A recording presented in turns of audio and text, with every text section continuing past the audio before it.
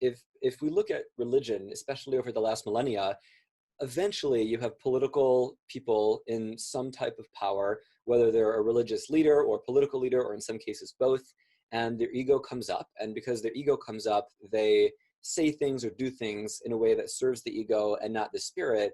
And then religions get a bad rap and you have abuse scandals and all this stuff. But if we make stuff open source, if we're like, what is reality? How do we affect reality? Material sciences, there's pretty much consensus agreement on those. What about psychic abilities? What about figuring out third eye stuff, pineal gland stuff, chakras, energy? So in China, in Chinese medicine, generally there's agreement. How many meridians are there? What are they called? What acupoints do what things with most people? So as we get more subtle and we get to define what are subtle energies, what are souls, what are divine beings in all the relations to us, multidimensionally, etc. And if we have something that's open sourced, we can get the most powerful magicians around the world. We can cohesively analyze the different mystery schools and find what's in common. And then we can teach, with the appropriate safeguards, the right techniques to evolve quality of life and fun and spiritual understanding and healing and all that stuff in a way that enables magic to be more and more present in our day-to-day lives.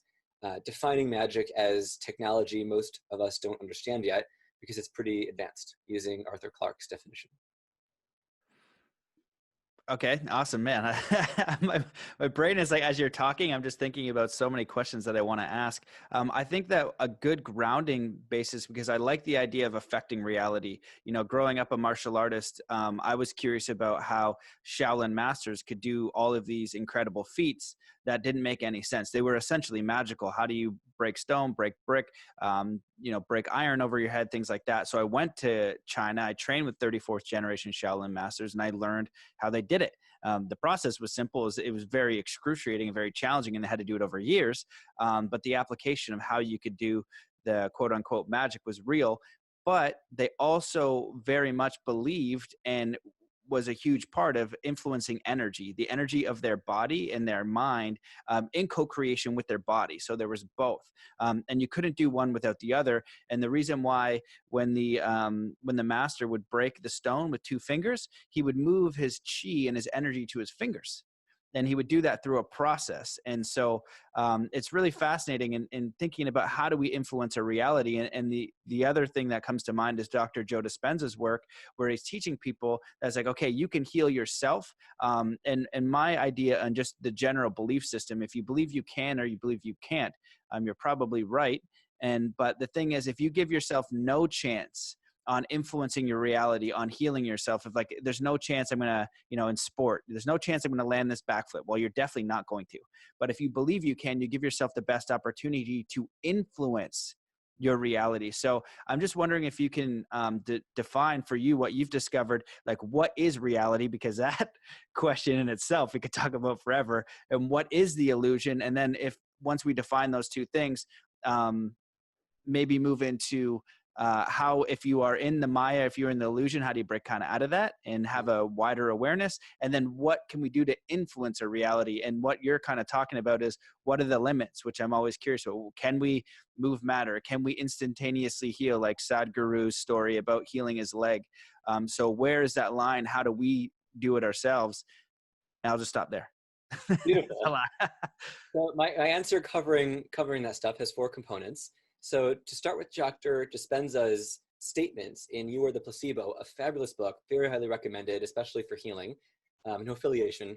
He talks about certain research he's looked at that I believe stated matter phases in and out of existence 7-8 times a second. And through the observer effect with quantum science and a lot more vocabulary than just the buzzword quantum science. So legit research, not just using a phrase for some new agey goal, which a lot of books have done.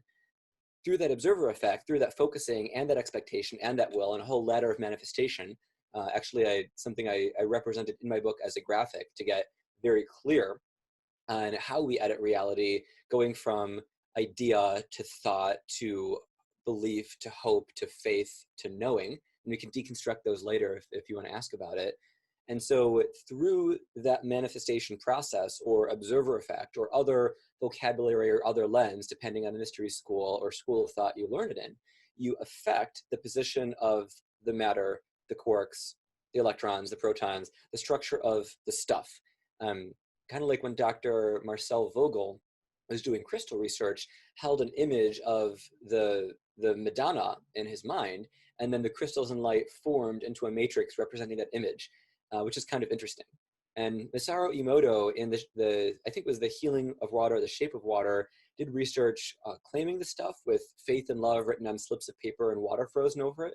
But I've heard mixed things about that research being reproducible. But what Dean Radin says, very interestingly, about science and magic is because the observer effect is one of the foundational reasons and aspects of causality there. If you have a strong anti-belief that something will happen, your expectation that it won't happen affects reality. And Isaac Bonwitz, the only person that UC Berkeley gave a degree in magic to, and if I remember right, a Druid physicist who wrote Real Magic before Dean Radin did, but Dean Radin references it, really, really excellent book. Bonwitz talks about this thing called catapsi, C-A-T-A-P-S-I. So you talk about a cathode and an anode, and you talk about psi as magical brain stuff, energy that affects the world in the parapsychological fields. So catapsi, cathode anode, is anti-psi or anti-magic. And so then we get to a hierarchy of belief and expectation. What happens if you want to edit reality? What happens if you want to and somebody thinks you can't? Well, I believe it's whoever uses consciousness more strongly. That isn't who has a higher consciousness or stronger awareness, because at the highest levels, we're all the same. But at the lower levels, just like you and I likely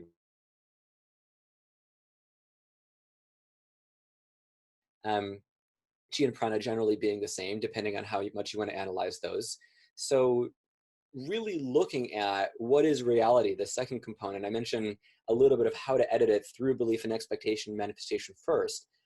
Reality in one lens is the material illusion that we are projecting through our core to enable us as souls to learn, grow, and evolve as we project out the subtle energies that affect our world, the karmic threads that affect what comes to us. You treat somebody with kindness or scorn, that comes back to you. You steal, that comes back to you, generally, etc. The thing is, expectation can overrule that. So when we're looking at a model of reality, we have the physical, like I get punched, my head goes like that. And the subtle levels, okay, I'm sending you the energy of peace and love. Can you feel that? Are your chakras, are your perceptions open? Do you believe in actually doing that? Or do you have catapsi to counteract that? And then causal karmically, all the way up to unity, where we're all one, and you see yourself as creating this and dancing with yourself in oneness.